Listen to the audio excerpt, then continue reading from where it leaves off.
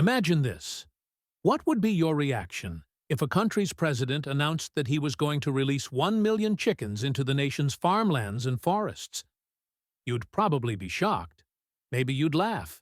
Maybe you'd even call it madness.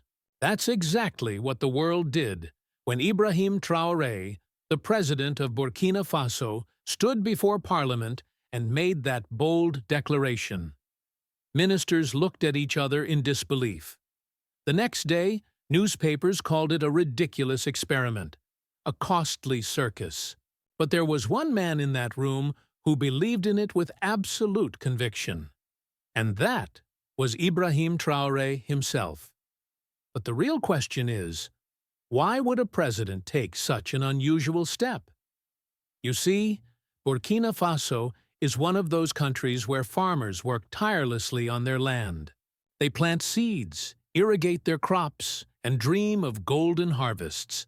But just as those crops are about to ripen, dark clouds appear, not of rain, but of locusts and swarms of insects. In just hours, entire fields are stripped bare. Months of sweat and labor vanish into dust. Imagine a farmer working day and night with his family, only to wake up in the morning and find nothing but dry soil and broken stalks. For thousands of villages across Burkina Faso, this nightmare was routine. Desperate, farmers bought expensive chemicals imported from Europe. These toxic sprays sometimes killed the pests, but they also poisoned the soil, polluted the water, and drained the farmers' pockets. Debt piled up, and every season came with the same fear. Another swarm could wipe everything away. International organizations promised aid, but their solutions were slow, tangled in bureaucracy, and unsustainable. Ibrahim Traore realized something. If his country kept following this same old path, Burkina Faso would forever remain dependent on outsiders. He needed a solution that was African, natural, and lasting. His answer? Chickens. Yes, the same ordinary chickens most people raise for eggs and meat. In Traore's vision, these birds weren't just livestock. They were soldiers. The idea was simple, but powerful. If locusts and insects were devouring the crops, why not unleash a natural army that could devour them instead? Here's the surprising fact. A single chicken can eat hundreds of insects every single day. Locusts, worms, caterpillars, beetles. What's destruction for a farmer is a feast for a chicken. Now, multiply that by 1 million. Suddenly, you don't just have birds. You have an army powered by nothing more than hunger. When Traore announced the plan, he made it clear. This wasn't just an agricultural policy. It was a war not fought with chemicals or machines, but with the strength of nature itself. These chickens are our soldiers, he declared. They will guard our fields. They will protect our land. They are the life of our soil. If the plans worked, Burkina Faso would not only rid itself of locust plagues, but also escape the trap of toxic imported chemicals. But Traore's vision went even further. He knew these chickens wouldn't just fight pests. They'd also provide wealth. Because once the insects were gone, the chickens would keep laying eggs, reproducing, and feeding families. This meant protein on the table, extra income in homes, and food security in villages. What started as pest control could spark a cycle of prosperity. And that's exactly what happened. Within months, rural communities began to feel the change. Crops survived. Families had eggs to sell. Children who once suffered from malnutrition were now eating better meals. Women who used to struggle just to feed their households were suddenly able to earn money from eggs and chickens.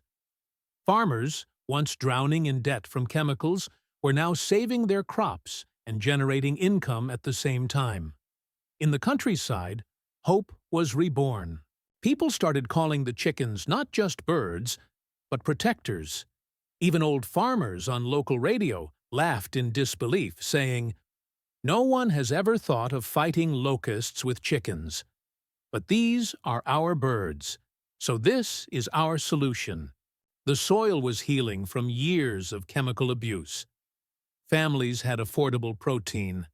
And most importantly, the people felt ownership of this solution. It was theirs. Of course, the outside world reacted differently. Western newspapers mocked Traore. Headlines joked about Africa's chicken army. Analysts in Europe said the plan was a waste of money, arguing that Burkina Faso should stick to buying chemicals from international corporations.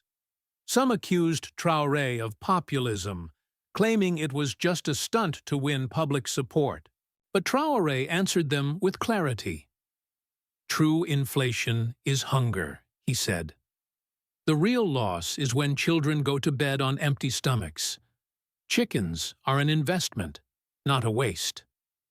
His words struck deep in the hearts of his people. Farmers began rejecting imported solutions. "We don't need chemicals," they said. "We need something that protects our land and feeds our children."